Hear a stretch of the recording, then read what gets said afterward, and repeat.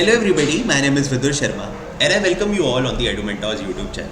So in today's video, let's discuss some of the prominent current affairs. So the first and foremost is 101 feet tall statue of Adi Shankaracharya. Recently Madhya Pradesh के ओमकालेश्वर में 108 feet tall statue inaugurate हुआ है जो कि devoted है philosopher Adi Shankaracharya.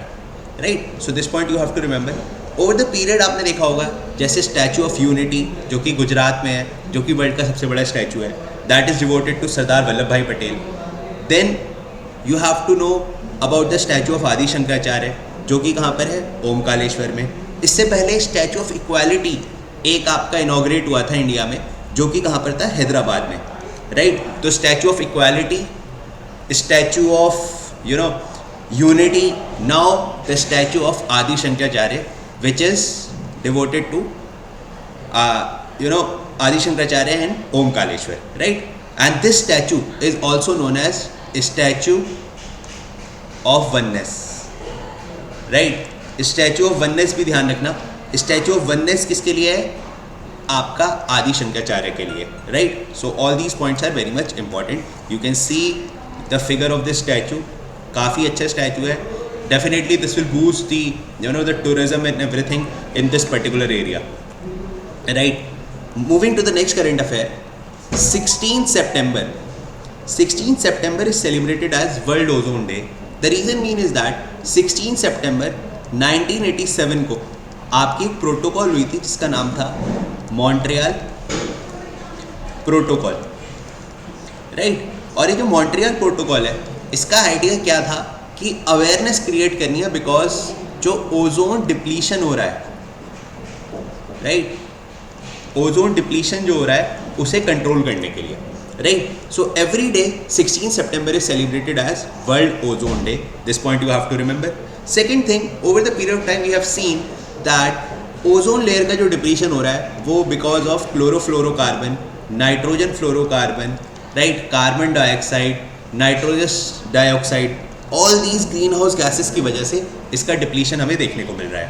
Right, ozone के depletion की वजह से जो प्रॉब्लम हो रही है वो प्रॉब्लम ये हो रही है कि जो यूवी रेज हैं, जो अल्ट्रा वायलेट रेज हैं, वो अर्थ एटमॉस्फेयर तक हमें हार्म कर रही है. Right, because ozone basically protect us from the UV rays. तो ये सारे पॉइंट्स आपको ध्यान रखने हैं. Right, you can also see this atmosphere.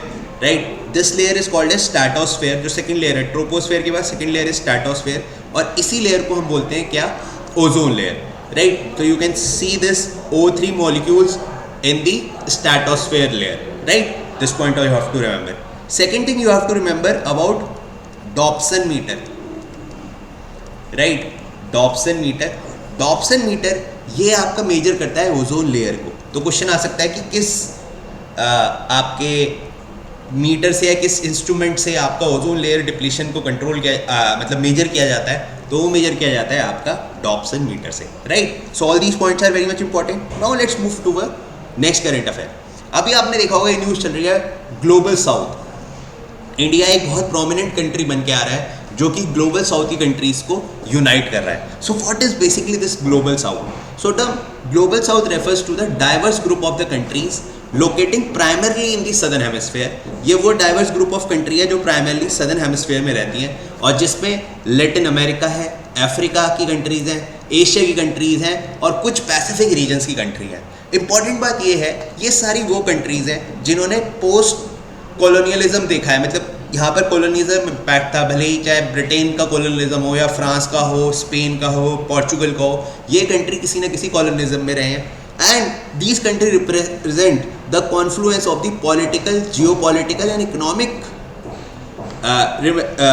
resemblance among the nation. तो इनकी जो political, geopolitical और economic resemblance है वो almost क्या है, सेम है. Historically ये जो nation है इन्होंने poverty जैसे challenges देखे हैं, political instability देखी हैं और ये underdeveloped countries हैं. तो ये सारी आपकी कहलाती हैं क्या, global south, like India, China, Brazil, South Africa, these are the global south country. Right, so you can see ये पूरा आपका साउथ अमेरिका ग्लोबल साउथ में आ जाता है. इधर मैक्सिको हो गया, Brazil, Argentina, Peru, Paraguay, all these countries are there. Then entire African continent is a part of global south. Then you have a country like Saudi Arabia, Yemen, Oman, right? And many Asian countries like India, China, Indonesia, Vietnam, Thailand. All these are the global south countries, right? So all this thing you have to remember.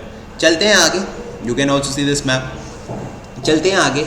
Rahul Naveen taken charge as the director of the Enforcement Directorate. This is very important.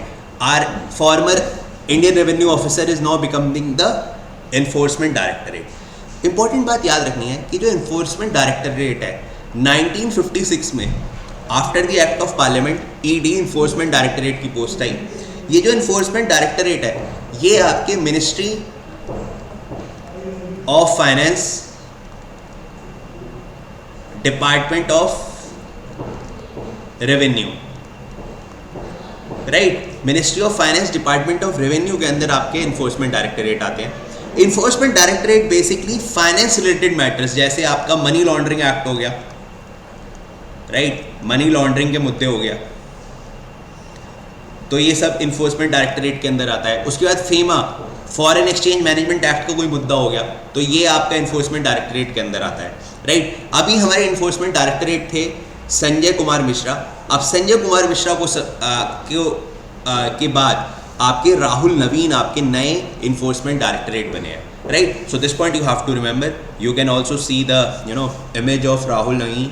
Now he is the current enforcement directorate. और एक बात और ध्यान रखनी है, संजय मिश्रा का extension कर दिया था गवर्नमेंट ने. लाइक इन्फोर्समेंट डायरेक्टरेट का जो टर्म होता है वो 3 years का होता है, बट उनके टर्म को एक्सटेंड कर दिया था. But according to Supreme Court आप 2 बार से ज़्यादा आप एक्सटेंशन नहीं कर सकते हो बैक टू बैक. तो इसलिए सुप्रीम कोर्ट ने बोला कि आपने ऑलरेडी 2 बार एक्सटेंशन कर दिया, आप नहीं कर सकते हो आप एक्सटेंशन. तो इसलिए वो एक्सटेंशन आपका रोक दिया गया था, right. And now then finally Rahul Navin took the charge of the enforcement directorate. ठीक है, तो ये सारे पॉइंट आपको ध्यान रखने हैं. चलते हैं बेटा आगे to the next current affair. India gets its first Airbus C-29 aircraft. India को अपना पहला एयरबस C-295 एयरक्राफ्ट मिल गया है. India reach a significant milestone with the arrival of the first C-295 aircraft. ठीक है, तो ये बहुत इंपॉर्टेंट है. This development is a result of the collaboration between European aviation agent Airbus.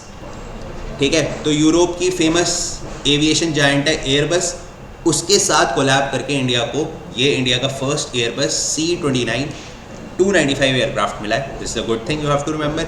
You can also see this image. This will definitely strengthen India's defence technology, right. Obviously India जो आज के time पे considering the 2 hostile neighbours अपने defence equipment को uplift कर रहा है.